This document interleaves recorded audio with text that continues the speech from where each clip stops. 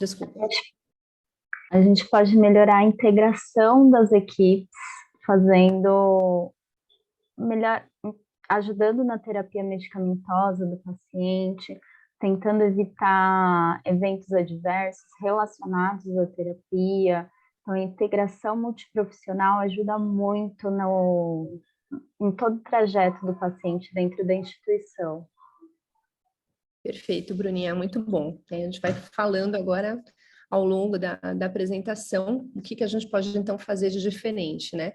E aí, pessoal, a gente que acaba fazendo um MBA, faz um curso diferente, né? E a gente começa a ouvir palavras diferentes que muitas vezes não fazem parte do nosso dia a dia, da prática clínica, né?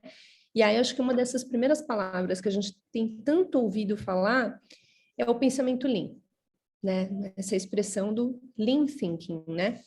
E aí, Sil, o que para você é pensamento Lean dentro da sua prática clínica? Doutora, eu entendo que acho que pensar Lean é pensar um atendimento de uma forma mais rápida e uma forma mais enxuta, que eu enxugue os processos, que eu consiga, como já falou a Sueli, como falou a Bruna, a gente consiga conversar com os colegas e agilizar os processos de uma maneira de atender esse paciente da melhor forma possível. Perfeito. Acho que é uma maneira muito boa, né, de definir. Sueli vai me falar dos pilares daqui a pouco. Bruninha, o que mais que você enxerga aí do Lean do ponto de vista da farmácia, dentro da prática assistencial?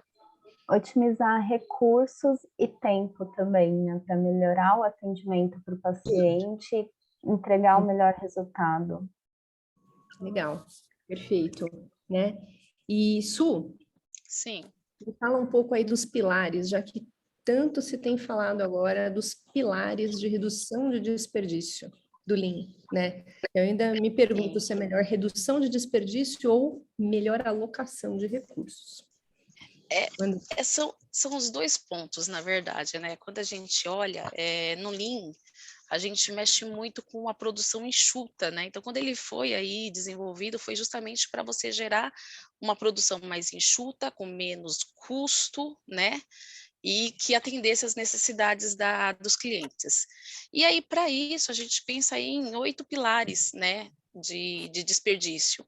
Igual a Bruna falou, temos a questão de transporte excessivo. Então, quanto mais eu preciso transportar, mais desperdício eu vou ter, porque eu vou ter desperdício de pessoas se movimentando, do recurso que não vai estar sendo utilizado, e aí, com isso, gastos. Então, a gente tem a questão da parte desses recursos, o superprocessamento. Então, quando eu começo a produzir aquilo que eu não preciso em uma grande quantidade, uma grande cadeia, eu também gero esse desperdício. Quando eu preciso tá me locomovendo, né, para buscar materiais e voltar, coisa que a gente vê tão comumente no dia a dia, na prática, né, dentro das práticas de assistência. De repente, estou preparando material para um banho, aí esqueci a toalha, ou então sujei uma toalha, preciso de outra. Aí eu tenho que parar tudo que eu estou fazendo, vou ter que ir até lá, pegar um outro material, pegar a toalha e voltar de novo para o quarto, né? Então, o fato de eu não me planejar para fazer os procedimentos vai levar com que eu gere algum desperdício.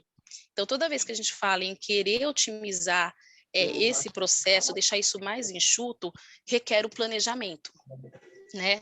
Eu sentar e planejar as minhas ações. E eu acho que isso se encaixa em todas as etapas da jornada do paciente, como a Silvana tinha falado, desde o início, desde que esse paciente pisou no estacionamento, passou na recepção, está na internação. E eu acho que o Lean também se aplica no planejamento, inclusive, das condutas hospitalares, né? Então, quando a gente faz uma escolha de uma medicação que possa reduzir o tempo de internação desse paciente, né, que ele possa deshospitalizar mais precoce, com certeza isso também é um processo Lean, certo?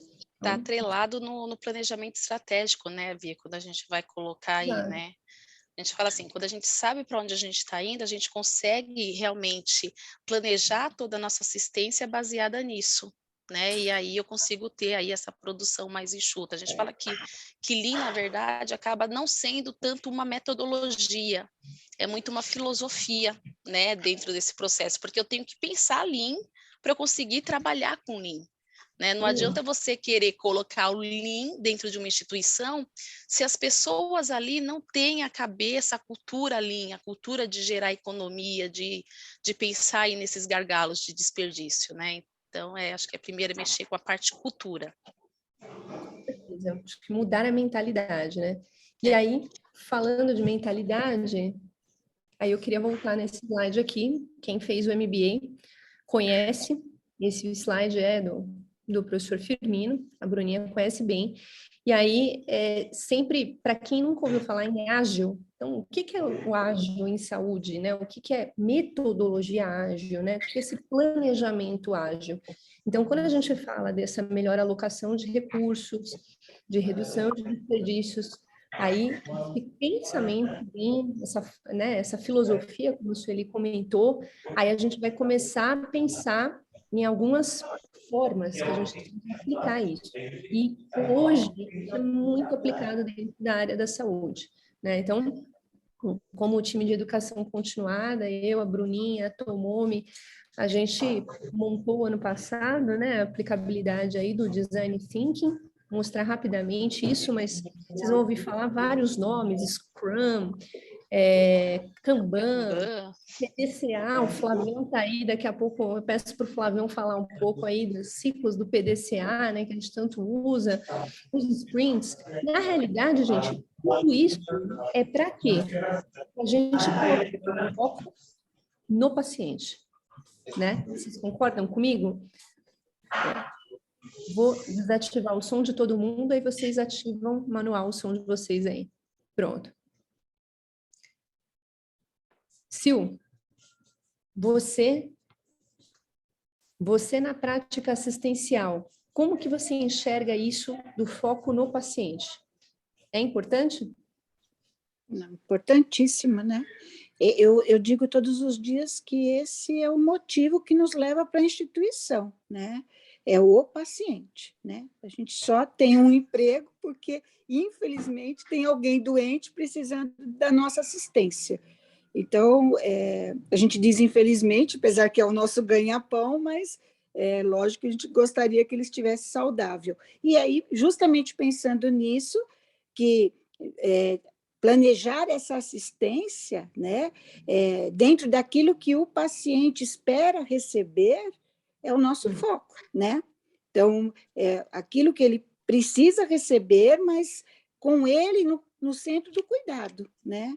Às vezes a gente se esquece disso e no dia a dia vai dar o banho de acordo com a rotina, né? Acordar o paciente várias vezes à noite, atrapalhando o sono. Então, acaba burocratizando a assistência e esquecendo que o nosso foco é o paciente, né? Adorei o seu exemplo, né? Eu acho que é fundamental, né? Então, é o trabalhar em time, partir do planejamento, que a Sueli falou, e pensar que, na realidade, a gente está lá para melhorar a jornada do nosso paciente, né? Com certeza. Bruninha, o que você pensa disso do ponto de vista da farmácia? É essencial o planejamento e essas ferramentas ajudam muito a planejar, a seguir o plano também. Então, é essencial para tudo. Pra tudo, Inclusive né? para analisar os eventos que ocorrem, né? Legal, com certeza. Kelly, que bom que você está aí também. No final, a gente chama você para falar um pouco de DESOSP aí, que vai ser muito bom, muito legal. Então, pessoal, o ágil, e aí eu comecei a pegar algumas coisas da literatura para trazer para vocês. São coisas recentes, de 2018 para cá. Tem um artigo desse ano, tem 2 artigos de revisão da Harvard, tem um artigo da New York Times falando sobre design thinking para médicos e enfermeiras, né? Então, o quanto é importante a gente trabalhar em time, né? Ter esse planejamento claro, ter essa mentalidade clara e com foco no nosso paciente, né? E quando a gente fala em ágil, hoje, isso facilita a ideação, a gente ter ideias, criatividade e inovação, né? Então, hoje existem, a gente teve isso também, hoje eu estudo um pouco mais isso, então, pivotagem para inovação, competências, o Tatsu está aí também, depois ele comenta um pouco mais. Então, como que a gente enxerga isso dentro das instituições e olha e desenvolve mais as habilidades e as competências de cada um, né? Então, o que que um time de saúde, quando é um time bem integrado e que funciona bem, o que que isso traz de valor, né? E o que que o ágil prioriza? Então, ele prioriza as interações entre as pessoas do time, nos processos e a interação entre os processos, colaboração, é uma palavra-chave aqui, tá? E responsabilidade com planejamento. Tá? Então, isso é muito importante. E o que que isso traz de benefício para uma instituição, né, que começa a ter mais o ágil implementado no seu dia a dia, por exemplo, com esse exemplo que a Sil deu, né, que é de planejar, por exemplo, será que esse paciente ele quer tomar banho de manhã ou de noite? Né? O que que eu posso fazer para melhorar a jornada dele aqui? Então, a gente tem processos mais rápidos, com ciclos mais curtos, eu consigo melhorar esses processos, né? Nem sempre é só o ágil que eu vou usar, muitas vezes eu vou usar o modelo preditivo também, que é aquele Sim. modelo, por exemplo, agora que a Su está no setor de gestão de projetos, os estruturais, eles são mais preditivos, Sim. né? Ou seja, né, Su, eu tenho que fazer isso e entregar isso. Eu não vou modificar Exato. no meio do caminho a minha entrega, diferente da minha assistência para o paciente que eu posso moldar ao longo da internação. Pode falar, Su. A gente ainda fala assim um pouquinho, né? Por mais que a gente tenha essa questão estrutural, mas a gente vem vindo aí com os tempos, modificando isso, né? Antes, para a gente fazer uma entrega aí da forma tradicional, preditiva, é, se você for levar a rigor o planejamento, você demora quase 6 meses, 7 meses para você fazer essas entregas. Hoje, né, com toda a evolução, a gente passou aí pelo mundo VUCA, esse conceito VUCA, entrando agora no BANI, então as coisas estão mudando muito rápido. Então, aquilo que você passou praticamente 4, 5 meses planejando, quando você vai executar já não era mais isso, né? Então, hoje, as metodologias ágeis cada vez também está entrando mais dentro dos projetos, justamente para ter essa visão que eu preciso de flexibilidade, eu preciso adaptar a situação e eu preciso modificar conforme aquilo que está sendo proposto, né? Então, é algo que a gente tem que pensar sempre fora da caixinha, né? E até o Godoy estava falando logo no começo, a questão da criatividade. Então, você sempre tem que ter ali uma segunda ideia, um segundo plano, A, B, C, D, para chegar naquele resultado final. Mas garantir sempre que a estrutura esteja ali também, porque ela que vai te apoiar nas tomadas de decisão e até mesmo posterior, né, a entender o seu processo, ver onde você pode estar melhorando, para que no próximo projeto tenha uma construção melhor, né? Uhum, uhum. Muito bom, muito bom.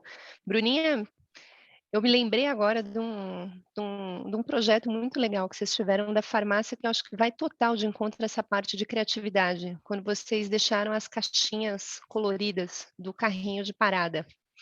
Me Uhum. veio esse exemplo, que eu acho que foi Sim, muito legal, né?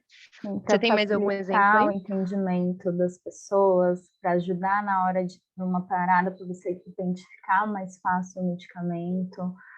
Uhum. É bem interessante, foi bem legal mesmo. Foi muito legal, né? Eu acho que flexibilidade, quando a gente conseguiu customizar os conteúdos dos carrinhos de parada Sim. também, né, Sim, Sil? A gente também trabalhou em conjunto isso. Eu acho que é fundamental, porque na hora de uma parada, o estresse da parada deixa a gente uhum, meio cego aonde está o quê. E como a gente não manipula o carrinho diariamente, muitas vezes se esquece onde está.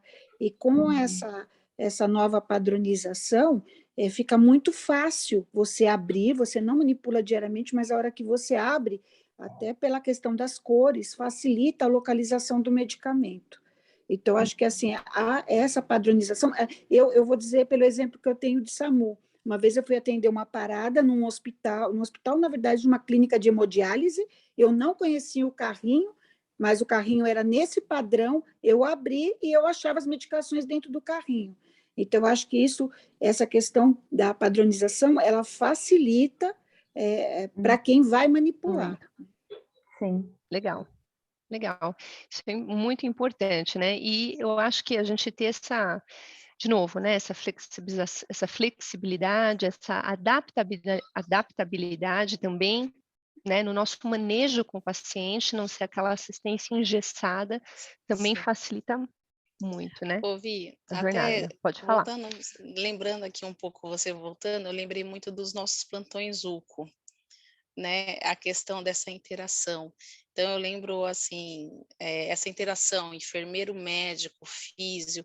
Então, assim, eu lembro, era passagem de plantão, passava aquele olhar rápido no paciente, depois a gente ia para aqueles 5 minutos de café para discutir as tomadas de decisão.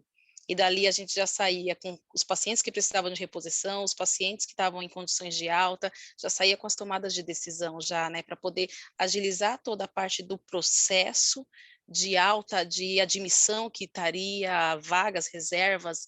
Então, acho que essa interação da equipe, a comunicação logo no começo, né, para se planejar a tomada de decisão é fundamental. E ela também entra aí.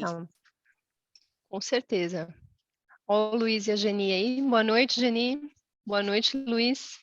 Né? Então, com certeza, né? E aí a gente de novo cai no ciclo aí de inovação ágil, né? Então, que a gente vai adaptando, criando os processos, né? Trazendo essa iteração entre cada um deles, né? E toda vez que a gente, de novo, né? Às vezes quando a gente sentava ali, achava um gargalo, né? Achava um problema, a gente tentava fazer aquele brainstorming, fazer aquela ideação para tentar achar soluções e problemas, né? E isso, gente, é mais um ponto que a metodologia ágil traz, né? Então, para a gente criar esse hábito dentro dos times do hospital, né? Da gente, isso não só em times de liderança, né? Se o coordenação, mas nos times assistenciais mesmo. Sentar periodicamente e conversar. Olha, o que a gente tem de problema? O que a gente tem de oportunidade para melhorar? Né? E vamos pensar em soluções. O que você acha disso, Sil? Eu vejo, cada dia que passa, a necessidade da equipe assistencial, dos nossos técnicos, estarem envolvidos e trazerem a vivência, porque é eles que estão na ponta, é eles que estão assistindo o paciente. E, às vezes, a gente faz uma análise da nossa... O que a gente acha que aconteceu, vai lá, faz a análise daquele evento e não envolve o colaborador, o técnico, que é quem está prestando assistência. Então, eu acho fundamental levar o problema, levar o evento para discutir com o colaborador, para que fazer justamente esse brainstorm, todo mundo discutir as possíveis causas e a gente chegar numa análise desse evento, uma possível solução, um plano de ação para evitar que ele volte a ocorrer. Então, sem envolver o colaborador, eu acho que a gente vai ficar rodando e sempre caindo no mesmo lugar, porque ele não faz parte, se ele não fizer parte do processo, eu não vou conseguir evitar que esse evento volte a ocorrer, né? Então, eu acho fundamental. Perfeito. Não, muito bom, né? E eu acho que quanto mais a gente conseguir fazer isso, o time todo, né? E aí, de novo, vem a importância da gente fazer a visita multidisciplinar, né? De discutir em time, né? E como eu falei muitas vezes, não só levantar problemas, mas às vezes uma oportunidade de melhoria, né? Trazer, né, as visões diferentes de cada ângulo, né? Como eu costumava sempre falar, para a Paty está de férias, por isso que ela não entrou hoje, mas eu tinha muito mais contato com a Paty, a Bruninha, tive mais contato agora no MBA, mas eu sempre falava assim, que a farmacêutica do plantão salva a gente quando checa o clearance de creatinina, quando checa interação medicamentosa, né? Quando chega, olha, vocês esqueceram a profilaxia de TEV aqui, né? Então, isso são pontos muito importantes, e se a gente faz essas micro reuniões, né, esses feedbacks, a gente consegue resolver isso de uma maneira muito mais prática e muito mais rápida, né? Eu acho que com foco no paciente final, com certeza, né? Então, até trouxe essa literatura que é de 2021. Então, para vocês verem que não é só jornal de business que fala isso, esse é do British Medical Journal, um jornal bem legal, né? Uma revista bem legal de medicina. Então, eles falam, né? Então, você faz os fóruns com coordenadores, traz isso para os times, né? E, por exemplo, no curso da Harvard de Design Thinking e Inovação, ele fala principalmente que é a fase de clareamento de ideias, de ideação e solução, né? Então, você parte aí do plano abstrato e vem para o concreto, para a sua realidade, né? Então, olha aqui, gerar soluções, né? E eu acho que é isso que a gente tem que fazer para o nosso paciente sempre, gerar soluções, né? Então, legal. Esse artigo aqui já é um pouquinho mais velho, de 2018, mas eu recomendo que todo mundo leia. Vou ver se eu faço depois a tradução para quem quiser, mas é do New York Times. Então, é o Design Thinking para médicos e enfermeiros, né? Então, de novo, traz exemplos bem claros, como esse que a Sil deu, da gente muitas vezes adaptar a jornada para o nosso paciente, né, trazer medicações que possam deshospitalizar, sempre pensar na qualidade de atendimento desse paciente. Um dos nossos pilares lá era o Kaizen, né, que a gente mostrou lá do pensamento Lean, e pensar na experiência do cliente. Vi que a Cibele está aí, depois, se a Cibele quiser falar no final, sim, sobre qualidade e experiência do cliente, eu acho que é um ponto muito, muito importante.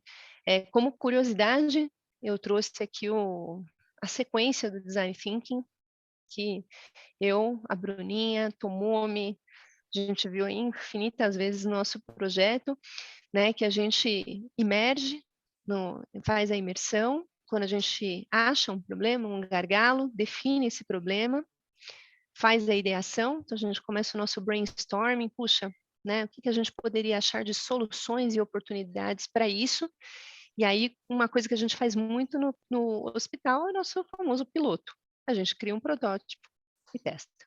Então, hoje é a maneira melhor de, o que é isso, Bruninha? Errar barato ou caro? Errar barato. Errar barato, né? Ou acertar mais rápido, né? Então, do mesmo jeito, que é legal. Então, hoje a gente, como eu falei, né, já em diversas empresas, né, e ramos nos últimos 10 anos, o ágil ele já é aplicado na saúde, ele vem sendo cada vez mais implementado, e eu acho que cada vez isso vai fazer mais parte do nosso dia a dia. Então, o ágil é, de novo, uma forma de pensar, é colocar o paciente no centro e a gente tentar enxergar de outro ângulo de vista, não do nosso ângulo, mas sim do ângulo dele. Como a gente pode melhorar, né? Isso que eu acho que é o mais legal. E aí tem diversas empresas que fazem isso. Aqui eu coloquei alguns exemplos que vêm, inclusive, daquela referência do New York Times, né? Então, ele até fala, né? Tudo tem que estar conectado, né? Então, fragmentar setores, fragmentar processos é pior. Se a gente integra e todo mundo conversa e se entende, tudo sai melhor, né? Então, é o que vocês comentaram sobre a comunicação, né? Então, de novo, você tem um planejamento estratégico claro, ter uma comunicação efetiva, numa linguagem fácil, todo mundo se entender e conversar a mesma língua, carrega todo mundo para o mesmo objetivo final, né? Que para a gente tem que ser o paciente, né? Então, hoje a gente usa muito para a metodologia de pesquisa, inclusive também, né? Essa metodologia baseada em design, que é também o que eu estou fazendo agora. E aí, aqui tem 2 exemplos da revista de negócios da Harvard, né? Então, de novo, profissionais da área da saúde usando design thinking para melhorar a experiência do paciente, né? Bruninha, o que você classifica como experiência do paciente? O que é uma experiência? é o que ele carrega do atendimento para ele, como ele foi tratado, não é só o desfecho, é Uhum, todo o processo da assistência que ele passa, que pode ser uhum. boa ou ruim. Perfeito, perfeito.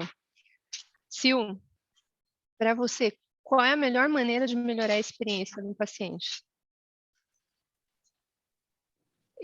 Procurar saber com o paciente o que ele espera desse cuidado, desse tratamento, né? Porque eu Uhum, acho que não adianta nós decidirmos o que é melhor para ele, né? Muitas uhum, vezes aquilo que a gente considera o melhor, para ele não é, né? Ah, eu quero que esse paciente faça uma traqueostomia, ele precisa fazer, mas se ele não quer fazer, né? Eu não posso impor a ele que seja feito. Pode ser que seja o melhor, né? Na questão clínica, né? Seja o melhor, mas ele tem que aceitar que seja feito, né? Então, muitas vezes a gente impõe o nosso cuidado, né? Impõe, dizendo eu tenho conhecimento, isso é o melhor para você. Mas será que é aquilo que ele espera encontrar na instituição, né? É aquilo que ele está esperando da instituição? perfeito. É isso aí. Su, qual que é a sua visão? Acho que assim, é bem parecido aí com a da Sil, né, é a questão do ouvir, né, a questão da gente sempre querer tomar as rédeas, né, da vida do paciente, né, e decidir por ele, e não ouvir de fato o que ele quer, né. Se a gente pensa que a experiência, a jornada dele começa desde o momento do motivo pelo qual ele procurou o hospital, né, então ele fez a escolha dele. Mas será que quando ele chega aqui, a gente consegue de fato ouvir o que ele quer? O que ele espera, né, de todo esse tratamento, dessas interações junto conosco?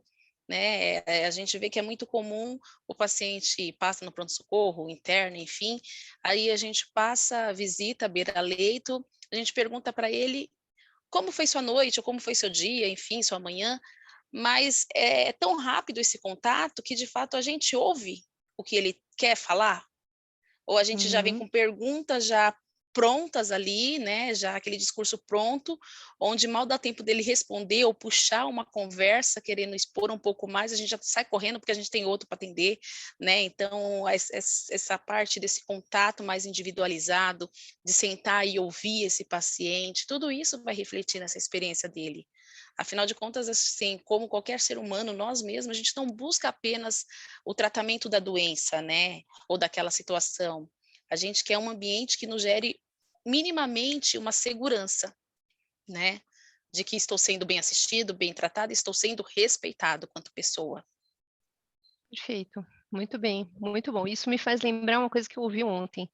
Eu estava assistindo uma apresentação sobre uma metodologia híbrida, que é o Flex, e aí eu achei interessante porque o Hélio Costa ele falou o seguinte: hoje a empatia, só a gente ser empático não basta, porque a escuta empática é isso que você falou, você escuta, mas não necessariamente você vai tomar alguma providência sobre aquilo.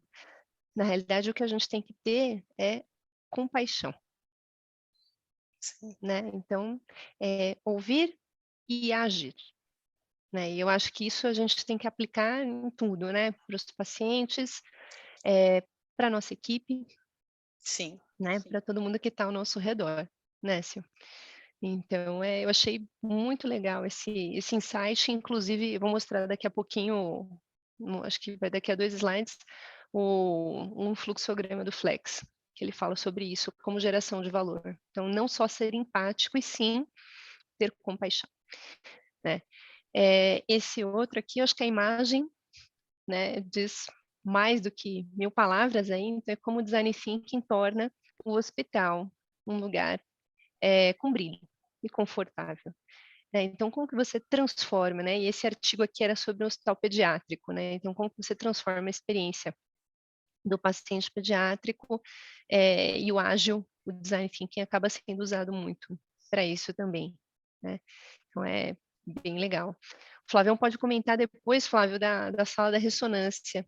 né, que vocês fizeram, que eu acho que é uma boa aplicação do design thinking também. Quem já fez ressonância sabe como é uma experiência complexa a gente ficar dentro da máquina, e aí quando você tem uma sala humanizada, melhora muito, muito essa experiência. Muito legal, né? Esse daqui é um dos fluxogramas do Flex, que é essa metodologia híbrida que junta o preditivo, né? Então, a metodologia mais tradicional com a metodologia ágil, foi nessa apresentação que ele trouxe essa ideia da compaixão, e uma das coisas que a gente pode criar, né? Então, para o paciente, para a instituição e para nós profissionais de saúde é valor. E valor não é só valor em custos, é valor em qualidade, né? Qualidade e experiência, né? A experiência do nosso paciente e a nossa experiência como profissionais. Acho que a gente chega mais feliz no final do dia quando a gente consegue fazer uma pequena coisa para o nosso paciente e tornar a jornada dele mais gratificante, não é verdade? Sim. Então, isso é muito legal. E aí, Bruninha, falando em jornada, já que a gente falou em deshospitalização, aí eu queria saber de você do ponto de vista da farmácia, né? Então, quando a gente pensa em reconciliação medicamentosa, né? Checagem de clearance, o que que você enxerga desse ponto de vista como qualidade e experiência do paciente? O que a gente pode fazer de melhor para ele?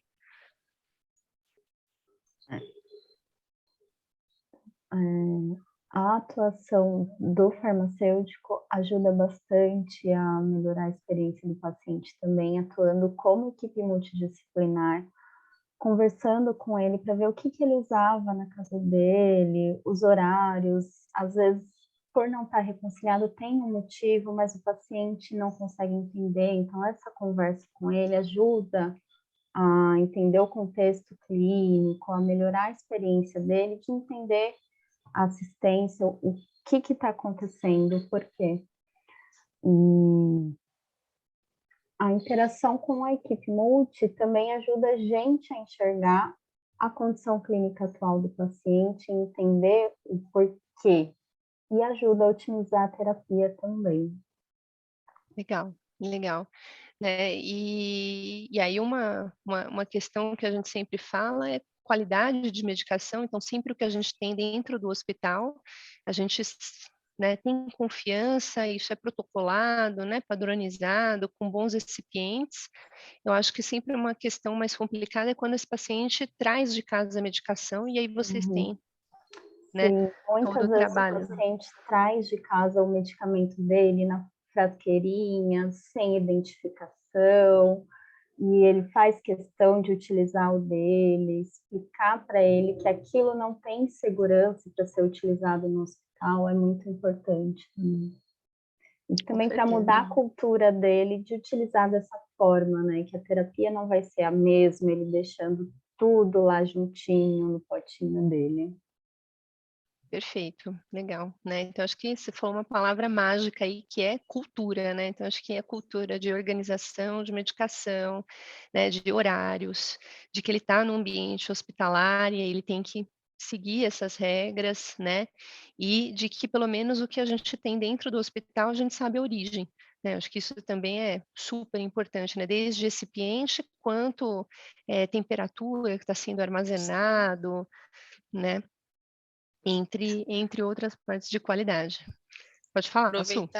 Aproveitar, a gente está falando da medicação, né? E aí entra aquela parte assim, nutrição. Quando aquela questão que o paciente já não consegue mais se alimentar com a comida do hospital, né? E trazer de fora. Eu acho que aí é um outro ponto também, né? Você pensa na experiência, você pensa em trazer esse conforto para o paciente, mas também garantir para a família a segurança da procedência dessa alimentação, de como fazer o armazenamento adequado, toda essa orientação, porque tudo é permitido, né? A gente consegue flexibilizar as coisas, mas também tem que ter esse olhar, né, para ele, para a família, entender o porquê que a gente faz tantas exigências, que às vezes parece que nossa, tá fazendo isso para dificultar, né? Mas é que ele consiga entender o processo da segurança para ele, né? Então, acho que é a nossa comunicação que precisa ser um pouco mais clara, talvez, né? Falar de uma forma que Hum, ele consiga entender o porquê que a gente pede, às vezes, tanta coisa. com certeza, com certeza. Sil, você enxerga muito gargalo nessa história ainda também? Olha, na verdade, Vê, eu acho que a gente ainda vai ter que mudar muito a nossa cabeça, né? Eu já sou de uma, já vou dizer assim, já estou até aposentada, né? Então, de uma formação mais antiga, mas você vê pessoas mais jovens, né? Que têm dificuldade de entender, né? Essa questão que a Sueli falou, que a Bruna falou, que você tem que explicar para o paciente, que você tem que trazer o paciente para você, que não adianta você chegar para o paciente e falar que ele não pode tomar aquela medicação, mas você tem que explicar o porquê que não pode, ou o porquê que ele não pode comer a comida da esposa dele dentro de um hospital, ou se pode, como a Sueli falou, quais os cuidados que a esposa dele vai ter que ter para armazenar e transportar esse alimento. Então, a gente vê Uhum. simplesmente a pessoa falar não, não pode, aqui não dá, aqui o senhor vai ter que se alimentar com o que a gente oferece, e não explicar e conversar os porquês. Então, o que eu observo hoje é que a gente tem profissionais muito jovens que se formaram já com uma faculdade já com outro nível, né? Onde provavelmente já tem um método ágil dentro da faculdade, mas que ainda acha que é dono do saber, que é dono da razão, e que ele está ali e que o paciente, no sentido de paciente mesmo, vai ter que acatar as recomendações. Eu vejo que a gente ainda tem muito que mudar. Então, falar de método ágil, falar de pensamento, né, Lean, que a gente falou, é uma coisa que acho que dentro da instituição ainda vai ter que trabalhar muito para mudar. Certeza. Peraí, deixa eu só silenciar aqui, peraí. Pronto. Agora vocês abrem no manual. Silenciei de novo. Né? Com certeza, se eu falo assim, eu lembro do Dr. Vitor uma vez que me trouxe isso também, a gente conversando, né, que os mais jovens precisam mudar essa mentalidade também. Eu falo que os mais jovens, eles precisam aprender essa conexão com o paciente, né, que o cuidado é um acordo, é uma via de mão dupla, né, me ajuda que eu te ajudo. Então, é um framework, você empodera o paciente, mas você fala assim, eu estou junto com você nessa estrada, né? O médico, a enfermeira, o farmacêutico, a físio, a nutri, está todo mundo junto, né, nessa caminhada. Então, para tudo funcionar bem, todo mundo tem que estar pensando do mesmo jeito. E muitas vezes a gente serve de inspiração para o paciente. Então, essa questão de habilidades e competências, com certeza, está na crista da onda agora, e eu acho que isso é muito importante. Mas primeiro, Sil, como você falou, é mudar a cabeça. Eu acho que a gente tem que mudar a mentalidade, né? E eu estava conversando isso com a Jani semana passada também, né? Que eu acho que a gente tem alguns caminhos para percorrer aí. Eu falo aqui caminhos pessoais, caminhos institucionais de mudança de mentalidade. E eu acho que talvez fazendo esse trabalho de formiguinha aos pouquinhos, eu acho que a gente vai conseguir atingir aí novas soluções, né, novas oportunidades. Eu acho que é uma boa. Deixa eu interromper meu compartilhamento. Eu falei que eram poucos slides e eram poucos slides mesmo, né? E aí eu queria abrir para o pessoal para discussão, para quem quiser conversar, falar. Kelly, Geni, Flavião, Cibele, Tatsu. Quem quiser trazer insights aí para a gente, ou o que vocês têm de visão aí, o que a gente pode ir fazendo aos poucos para ir mudando essa mentalidade, para ir melhorando a qualidade do paciente, né, nessa jornada, passando por todos esses pontos que a Sil falou. Então, desde a entrada do paciente, né, encaminhar para os exames, a parte assistencial, a parte medicamentosa, né, garantir que esse paciente tenha um atendimento de qualidade, tanto em termos de qualidade de medicamento, qualidade de orientação, segurança do paciente. Acho que vai passando por todos esses steps. Só quem quiser só abrir o microfone, gente. Oi, doutor Luiz. Boa noite. Fala, Lu. Acho que fechou a câmera e fechou o microfone, Lu. Pode ativar o som, Lu. Tudo bem? Boa Aí, noite. agora foi. Boa noite. Eu entrei um pouco tarde, peguei uma parte assim que Tranquilo. estava falando da traqueostomia. Eu acho que, não sei, posso estar falando besteira, tá? Porque entrei no meio, estava fazendo metodologia Jasper, né, essas coisas. Mas a traqueostomia, na minha opinião, é uma emergência, né? Eu acho que tem situações que a gente realmente tem que agir, né? Porque se você vai fazer uma traqueostomia, é porque a pessoa não está esperando, né? Se vai fazer uma traqueostomia, é uma emergência médica, né? Então, eu acho que aí são parênteses aí, né? Acho que a tráqueo, o que a Sil quis dizer, Lu, é mais a tráqueo quando o paciente está com intubação prolongada, e aí a gente começa a pensar em paliar esse paciente, né, Sil? Mas nesse sentido, que aí a gente estava... Pode falar, Sil. Exatamente. Eu trouxe o exemplo que a gente vivenciou lá no hospital recentemente, né? Paciente já numa doença, numa fase terminal, né? Entubado já há um bom tempo. Então, o próximo passo seria fazer a traqueostomia. Então, é um paciente paliativo e ele não quer Tá. fazer a traqueostomia. Então, é assim, é uma opção dele, né? Ficar, e assim os médicos têm diariamente tentado convencer de fazer a traqueostomia e ele não quer fazer a traqueostomia. Então, é disso que eu estou falando. Assim, ele prefere morrer entubado do que fazer a traqueostomia. Perfeito. Eu acho que é Então, essa visão, né? Pode falar, Lu. não, tranquilo. É que eu peguei no meio, né? Aí você estava falando realmente em fazer, realmente ouvir sem paciente, mas como eu ouvi traqueostomia, sabe? É que eu não peguei a coisa, né? Mas aí está correto, concordo. Sim. Na verdade, a gente estava discutindo, Lu, os conceitos, né, que a gente ouviu tanto no MBA, mas que quando a gente entrou, a gente não tinha noção. E como que a gente aplica isso no dia a dia? Então, desde o pensamento Lean, né, na jornada e na experiência do paciente,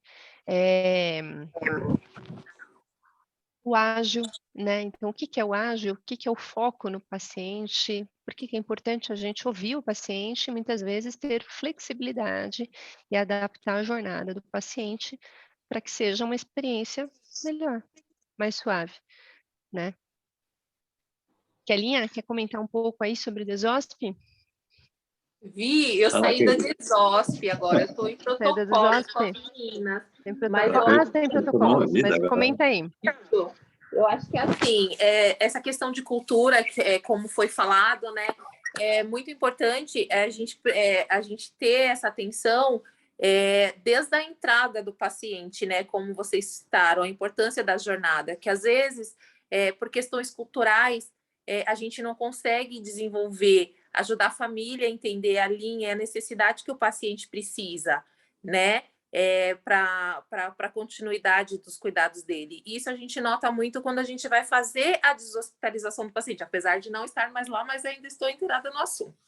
Então, assim, por essas questões, às vezes a gente tem muita dificuldade até para a gente conseguir deshospitalizar o paciente, né? Porque a família ela não consegue ter um entendimento adequado dos cuidados que ele vai precisar, né? E uma vez que a gente foca nisso, desde a entrada do processo dele de internação, seja na unidade de internação, seja na UTI, a gente consegue focar e trabalhar junto à família, né? E isso facilita no processo de saída, inclusive evita até reinternações precoces, né?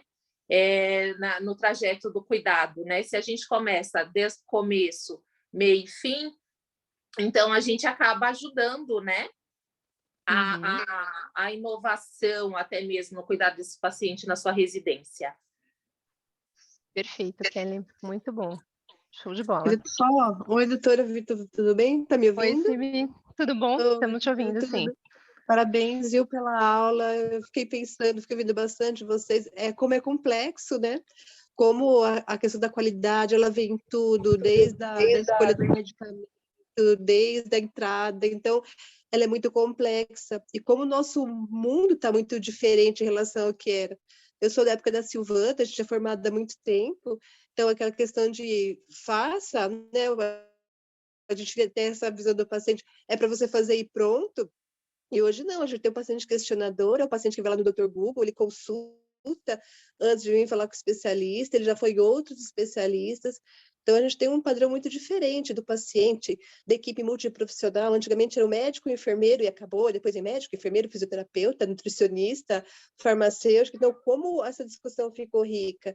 E como era anteriormente, né? O médico falava e ok, a equipe toda obedecia, hoje não, é uma equipe questionadora. E essa mudança de visão também, no sentido do o que um profissional pode contribuir com o outro. Eu acho que uma coisa super importante é essa questão da flexibilidade. Você tem que ter flexibilidade com a equipe, flexibilidade com o doente, flexibilidade com a família. Então, trazer o paciente e a família no centro do cuidado é muito desafiador mesmo, de uma forma sistêmica. Então, o quanto que a gente tem que mudar, né? O quanto que a gente tem que ter flexibilidade para atender esse contexto hoje que a gente vive. E trazendo mais coisa, é design team, ferramenta, é Lean, é muita informação, PDSA, então é muita coisa ao mesmo tempo. Então é uma forma de aprendizado muito intensa. E a Silvana trouxe também essa questão de trazer o colaborador, trazer a equipe multi, trazer o técnico de enfermagem, e quantas respostas estão neles, né? Às vezes a gente fica se matando para achar uma resposta para um problema, e usa a ferramenta, e para eles é muito claro. Então, o quanto que é importante a gente ter essa flexibilidade e a gente melhorar a nossa comunicação. Nossa, super, né? Então, é isso que você falou, né? Acho que de habilidades, então, a escuta empática, a compaixão, de novo, então, você escutar e agir, né? Colaboração entre todos, né? Todos do time, todos da equipe, todo mundo do hospital. Como você falou, são insights riquíssimos, né? Às vezes a gente só precisa se dispor a ouvir, né? Olha, ó, eu abrindo o microfone aqui, só para, né, levantar um ponto, até se falando aí do Lean.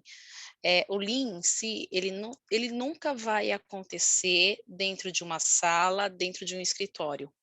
O Lean, ele acontece aonde está as pessoas, aonde as pessoas trabalham. Então, se você quer encontrar a raiz do problema, vocês têm que estar junto, né, no setor. Estar junto com o técnico, com o auxiliar, com a escriturária, junto com o processo, aonde ele está acontecendo. Né, muitas vezes é bem aquela questão, às vezes você está tentando ver uma análise de algum evento e aí quebra a cabeça e você imagina várias coisas que pode estar acontecendo, às vezes você fala assim, a culpa é do sistema, né? A gente fala assim, a culpa é do sistema que tinha que facilitar. Aí, de repente, quando você vai lá na unidade, você fala assim, então, não deu para fazer porque estava faltando isso. Aí você vai ver, por que estava faltando isso? Não chegou porque o pedido do InfoShop, sei lá, não registrou. E aí você vai ver que era uma outra coisa que poderia ter sido solucionada, né? Poderia ter sido criado barreiras, né, quando a gente vai falar aí dos riscos, né, quando a Cibele sabe bem mais disso, de mapear riscos, enfim, a gente cria essas barreiras para que isso não aconteça. E aí, às vezes, a resposta está ali, né, com eles, mas muitas vezes a rotina do dia a dia, a gestão, eu acho que cada vez mais burocratizando os processos, não nos deixa permear, às vezes, dentro desse campo. Eu acho que aí está a grande dificuldade, né? Uhum, com certeza. Olivia? Boa noite, Olivia. Que bom que você está aí. Oi, Pode abrir o doutora. microfone. Tudo bom, Tá linda? certo. Tudo bem, tudo bem. Em primeiro lugar, parabéns. Foi excelente. Puxa, ver pessoas assim, né, que tem tanta, além de destreza para falar, mas que a gente sabe que realmente faz na prática, né? É muito gostoso ver. Silvana, Bruna, Sueli e os outros, né, a própria doutora. Então, parabéns, foi muito bom ouvi-las falar. Eu queria rapidamente, além de elogiar a palestra em si, né, o evento em si, falar uma coisinha que a senhora começou comentando aí sobre a questão da compaixão, né, e tudo mais. Às vezes eu fico pensando, eu tenho estudado um pouco nos últimos meses aí, um pouco mais a fundo, sobre a questão bioética das coisas, né, de algumas questões. E a gente tem tantas ferramentas de gestão, a gente tem tantas ferramentas que fazem com que a gente, vou usar um termo assim, né, economize, ou que a gente deixe de perder e tudo mais, e às vezes a gente esquece, né, por exemplo, da Declaração Universal dos Direitos Humanos, lá de 1948, né, onde ela fala exatamente que todo paciente ele tem, né, o direito à dignidade, e ele tem que ser preservado, tanto dignidade e direitos. E colocar o paciente no centro do cuidado é promover essa dignidade para ele, né? Então, eu acho bem interessante a gente realmente colocar o paciente no centro do cuidado, né? Que a Sil trouxe muito essa questão, né? O que de fato é importante para ele? A gente tem leis, por exemplo, como a do Mário Covas, né? Que se negou a fazer um tratamento de quimioterapia em um determinado momento da vida dele, né? Então, quanto que eu, na minha prática assistencial, eu tenho colocado o direito realmente do paciente, né? Fazer valer. Isso, na jornada do paciente, é algo muito importante, né? Às vezes, todos os processos que a gente fica envolvido em fazer podem desmoronar quando a gente não coloca exatamente ele no centro do cuidado, né? Então, eu achei muito interessante essa fala que veio e me lembrou dessas questões que também são importantes a gente estar vendo, né? Perfeito, perfeito, Olivia, super bem colocado, né? Com certeza. Quando a gente fala em bioética e ética em saúde, tem sempre que lembrar disso. Fez um link muito bom. Show de bola. Sil, quer comentar mais alguma coisa? Não, eu adorei. Eu acho que, assim, Vi, você trouxe o conteúdo, na verdade, para nós aqui das antigas, eu volto a falar ali com a Cibele, a gente acha meio isso um bicho de sete cabeças. E eu acho que, às vezes, desmistificar, né, o que é o método ágil, pessoas que estão preparadas, como você, como a Sueli, trazer essa desmistificação do que é isso e como a gente pode trazer isso para o nosso dia a dia, para a nossa prática, é extremamente importante, porque a gente escuta falar, fala, mas o que é isso? Como que eu vou fazer? Mas como que eu vou colocar isso em prática? Não, isso não é para mim. Não tem esse perfil. Então, acho que é importante esse bate-papo no sentido que a gente consiga desmistificar um pouquinho esses nomes tão complicados, né? Scrum, Sim, pensamento Lean, e aí você vai ficando, com porque certeza. você acaba trazendo para o seu dia a dia, que é a sua realidade, aquilo que você vive, e como você pode colaborar para que as coisas saiam da melhor maneira possível, da forma mais rápida, mais simples, mais prática. Eu acho que foi excelente nesse sentido. Eu que estou aqui do lado leigo, falando só da assistência, da minha vivência, né? Eu achei fantástico. Muito legal, legal. E muitas vezes a gente já faz, né, Sil? Sem saber o nome, a gente já faz, Exatamente, né? exatamente. Flavião? Pode falar, Flavião. Que bom que você está aí. Doutora Vivian, ou Vivian, né? Já me corrigiu, não gosto muito Vivian. de chamar de doutora. Vivian, você sabe, é Vivian. Vivian, Vivian, Sueli, Bruna, Silvana, parabéns aí pela excelente explanação, muito bom. Falar um pouquinho sobre a questão do design thinking, experiência do paciente, né, voltado aí para a infraestrutura hospitalar. Eu acho que é algo que é uma tendência, né, algo natural que a gente vê, toda a infra, ela ser pensada agora com relação à experiência do paciente. Então, realmente lá nas antigas esse não era o principal motivo, né, a principal preocupação quando se fazia um hospital, né?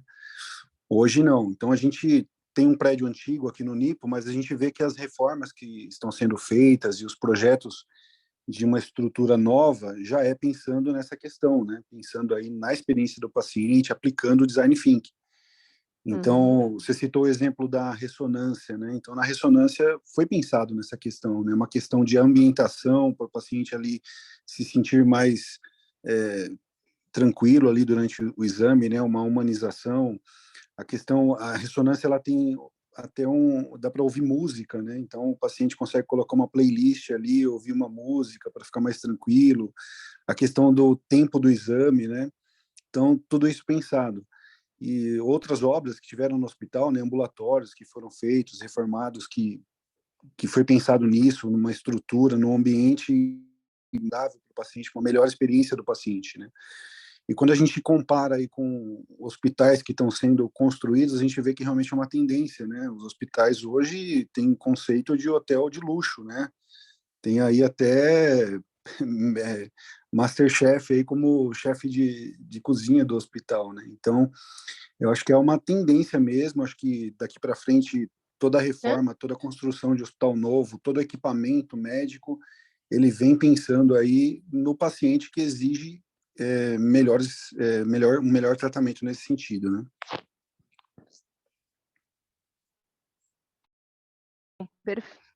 Perfeito, Flávio. Esse exemplo da ressonância foi o que me veio na cabeça agora, que foi o que você tinha compartilhado com a gente no MBA. E como você falou, a gente fideliza mais o cliente, melhora a experiência dele, melhora a jornada, a gente trabalha mais feliz também, né? Então, eu acho que todo mundo sai ganhando. É excelente. Muito boa contribuição, meu amigo. Obrigada. E aproveitando o gancho, você deixou eu falar a noite inteira, mas tudo bem.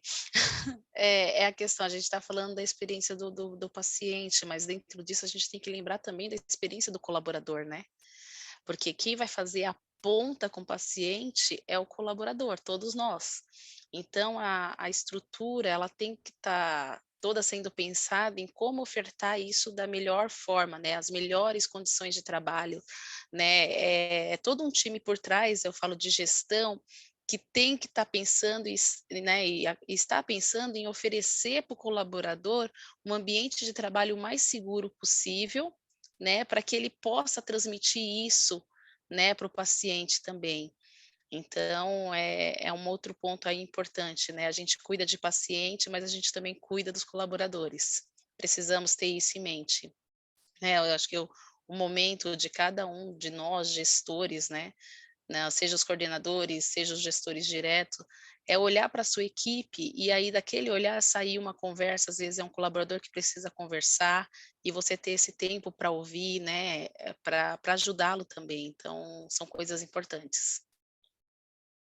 Muito bom, Su. Então, acho que trazer isso, né, não só para os colaboradores, eu acho que para os times, né, como eu falei no começo, trazer essa visão de time multidisciplinar, da equipe, todo mundo tem um ângulo diferente e que vai complementar e vai melhorar muito essa jornada do paciente, né? Então, acho que é fundamental. Bruninha, quer tecer mais algum comentário? Não, acho que já falaram tudo de importante. Eu achei o tema muito relevante. Precisa falar muito sobre gestão de processos, gestão de projetos na instituição. O momento que a gente tem passado com as certificadoras, é importante trazer esses conceitos, né? Para melhorar a experiência do paciente e do colaborador, como a Sueli falou, porque não adianta querer melhorar só a experiência do paciente, o colaborador ele está diretamente envolvido nesse processo todo, né? Com certeza. E outra coisa fundamental que a Sil falou é mudar a mentalidade. Então, acho que esse ponto de mudar a mentalidade, acho que a gente tem que partir desse pontinho aí. Começar a fazer o nosso trabalho de formiguinha aqui para ir agregando, desmistificando. Eu gostei muito, Sil, desmistificando essas palavras que parecem tão complexas, mas que muitas vezes a gente já faz no dia a dia, né? E trazendo um exemplo super simples aí que o próprio Godoy trouxe no começo, né? Às vezes soluções simples, né, facilitam muito a vida do paciente. Então, desde a mudança do horário de um banho, ou perguntando a preferência, né, dele, do que ele quer comer, dentro do que o hospital pode oferecer, ou como a Bruninha falou, explicando numa linguagem clara o porquê que ele não pode trazer a medicação dele na caixinha de casa, ou muitas vezes a gente oferecendo uma boa orientação pré-alta para esse paciente, para que ele vá mais tranquilo para casa e facilitando muitas vezes o dia a dia dele. Então, como o Godoy falou, um cartão de orientação da medicação, facilitando para esse paciente, inclusive às vezes explicando por que ele tem que tomar aquela medicação corretamente. Então, acho que tudo se encaixa e a gente consegue integrar, né, esses sistemas e as pessoas. Muito bom. Legal, gente. Mais alguém quer ter algum comentário? Godoy? Não, excelente, eu gostei demais da discussão, né? E apesar de eu estar na Bayer, né, eu sinto parte do NIPO também, né? Porque faço parte desse processo também, né? A gente tem medicamentos padronizados aí, temos esse envolvimento, né, com toda a equipe, né? E acho que é isso. A gente tem que tentar sempre focar no paciente e aí buscar essa solução de atender melhor, de buscar um medicamento de melhor qualidade, com menos efeito colateral, a dose adequada, tudo isso aliado a esse atendimento que vocês proporcionam, aos protocolos que são desenvolvidos aos hospitais, ao treinamento para que tudo isso, né, siga um fluxo sem nenhum atropelo e também sem nenhuma trava, né? Seja um fluxo livre, né? E você consiga colocar todas essas metas, né, que são estabelecidas por vocês, né? E pela acreditação também, que é o que vocês buscam, né? Buscam sempre melhorar essa qualidade. Eu só tenho a agradecer por poder participar disso. Obrigado. Eu que agradeço a parceria de todos esses anos, Godoy, já que você é um defensor aí de educação hospitalar, então, muito obrigada pela força aí sempre. E eu acho que, para finalizar, eu acho que a gente sempre tem que pensar em ter criatividade, inovar, né? Às vezes, o mais simples, às vezes é a melhor solução, né? É verdade. Legal. Meninas, foi uma honra estar aqui com vocês. Como eu falei no começo, né? Vocês são grandes amigas aí de 13 anos de jornada, já dentro do NIPO. É um lugar que eu tenho muito orgulho de trabalhar também. Então, muito obrigada por vocês terem topado essa discussão. Foi excelente. Adorei também. Godoy, obrigada por proporcionar esse momento para a gente. E obrigada aí pela presença de todos. A palavra é de vocês. Bem, queria agradecer a oportunidade de estar participando. Na verdade, estava um pouco ansiosa aí, porque não domino o assunto. Para mim também tem muitas dúvidas, né? Mas é muito bom conversar com vocês e poder conhecer um pouco mais a fundo o assunto, os métodos, e poder trazer um pouquinho para o nosso dia a dia, para a nossa realidade, para aquilo que a gente todo dia vive, sofre e quer fazer melhor, né? Então, a gente faz e refaz os processos, querendo fazer o melhor pelos nossos pacientes, né? E queria agradecer a todos aí que participaram, vi que tem técnicos meus que participaram, fico muito feliz por ver pessoas que estão no meu time, que estão preocupadas em cada dia fazer melhor e aprender mais. Então, só agradecer a todos. Obrigada, obrigado pelo convite. Legal. Muito obrigada. Su, Bruninha? Também eu tenho que agradecer, né? Agradecer a Vivian, o Godoy aí pela oportunidade, né, da gente parar um pouquinho para a gente falar e desmistificar, como a Silvana disse, né? Eu falo que quando eu fui fazer excelência operacional, né, a princípio era uma coisa assim, o que eu tinha na mente eu quero melhorar os processos do dia a dia da assistência, né? É enxergar uma forma de fazer isso de uma forma melhor, né? mais otimizada. E aí eu buscando, de repente, boom, excelência operacional. E aí eu me apaixonei pelo tema e me apaixonei, cada vez me apaixono mais em ver que existe formas, né, que a gente consegue colocar no dia a dia, que melhore para todos e seja visível para o paciente essas mudanças, né? Então, contem aí sempre comigo, precisar, a gente senta, bate um papo, troca figurinhas, né? Então, agradeço mais uma vez a participação de todos e fico à disposição aí, caso alguém quiser, a gente toma um café e conversa um pouco mais. Também quero agradecer pelo convite, Vivian, muito obrigada, foi muito bom poder participar da aula, eu acho esse tema muito relevante e a gente tem que discutir bastante para poder criar essa cultura dentro da nossa instituição. Perfeita, Bruninha. Você que é minha parceira de Design Thinking aí, Uhum. a gente teve essa experiência já de começar a desmistificar esse assunto ano passado, Sim. acho que foi um bom pontapé, né, amiga?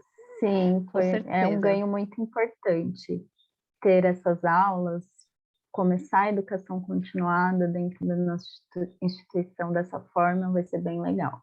Agradeço bastante, foi muito bom o desenvolvimento do projeto, agora ver ele rodando vai ser bem legal.